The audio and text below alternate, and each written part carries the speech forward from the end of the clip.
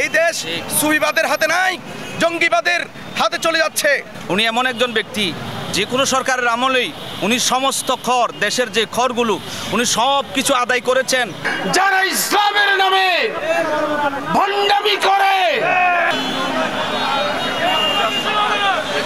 শিল্পপতি আলহাজ মোহাম্মদ সুফি মোহাম্মদ মিজানুর রহমানের বিরুদ্ধে যে ষড়যন্ত্রমূলক মিথ্যা মামলা করেছে, আমরা তীব্র নিন্দা প্রতিবাদ জানাচ্ছি। আমি আজকের এই মিডিয়ার মাধ্যমে উদাত্ত আহ্বান জানাচ্ছি সরকারের প্রতি।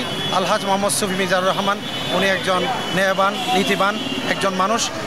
ওনার বিরুদ্ধে যে ষড়যন্ত্রমূলক মিথ্যা মামলা দ্রুত প্রত্যাহার করার জন্য দ্রুত দাবি জানাচ্ছি। বাংলাদেশের মাত্র একবার সুফিবাদী মুসলমান শান্তিপ্রিয়, যাদের হাতে কখনো কোনো মানুষ হত্যা হয় নাই, শুধু মুসলমান না, কোনো বিধর্মী পর্যন্ত কখনো লাঞ্ছিত হয় নাই, অপদস্থ হয় নাই, অপমানিত হয় নাই, এমন বরণ্য একজন ব্যক্তিত্ব।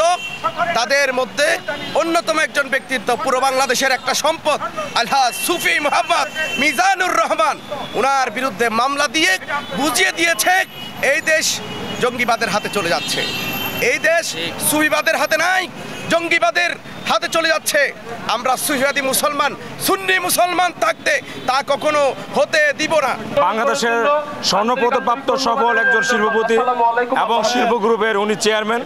আপনি জানেন সারা বাংলাদেশের ভিতরে ওনার লক্ষ লক্ষ শ্রমিক রয়েছেন।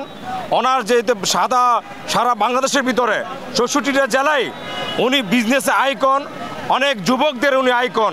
আপনি জানেন উনি ১২ মাসের ভিতরে ১১ মাসে উনি রোজা রাখেন। আপনি জানেন পিএসপি কোরআনের আলো উনি প্রধান পৃষ্ঠপোষকতা করেন। উনি আপনি যে আন্তর্জাতিক যে কেরাত প্রতিযোগিতা ইকরা উনি এরা প্রধান পৃষ্ঠপোষক। শাহাদাত কারবালা মাহফিলে উনি প্রধান পৃষ্ঠপোষক। উনি মসজিদ, মাদ্রাসা, ইউনিভার্সিটি, কলেজ সর্ব জায়গায় মেডিকেল কলেজ সহকারে উনি সর্ব জায়গায় ওনার অবদান রয়েছেন। পিএসপি সম্মানিত চেয়ারম্যান মোহতরম সুফি মিজানুর রহমান সাহেবের বিরুদ্ধে যে ষড়যন্ত্রমূলক বাস্তবতা বর্জিত মিথ্যা মামলা দায়ের করা হয়েছে, আমরা সরকার, অন্তর্বর্তী সরকারের মাননীয় প্রধান উপদেষ্টা সহ সরকারের সংশ্লিষ্ট মহলের কাছে দৌড় জানাচ্ছি এই সম্মানিত ব্যক্তির নামে প্রত্যাহার করা মিথ্যা মামলা অতি সত্বর প্রত্যাহার করা হোক। যিনি এই মামলাটি করেছেন তিনি হয়তো জানেন না এটি এমন কোনো ব্যক্তি নয় যে ব্যক্তির নামে মামলা করলেই মামলা হবে।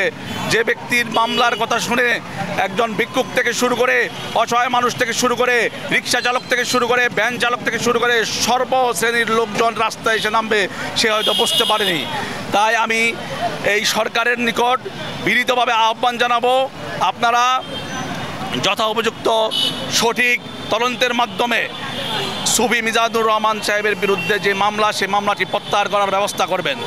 যারা মিথ্যুক, যারা ইসলামের নামে ভণ্ডামি করে, আজকে আলহাজ সুফি মিজানুর রহমান সাহেবকে যারা মিথ্যা মামলা দিয়ে, আজ আমরা উপস্থিত হয়েছি সত্যকে সত্য বলার জন্য।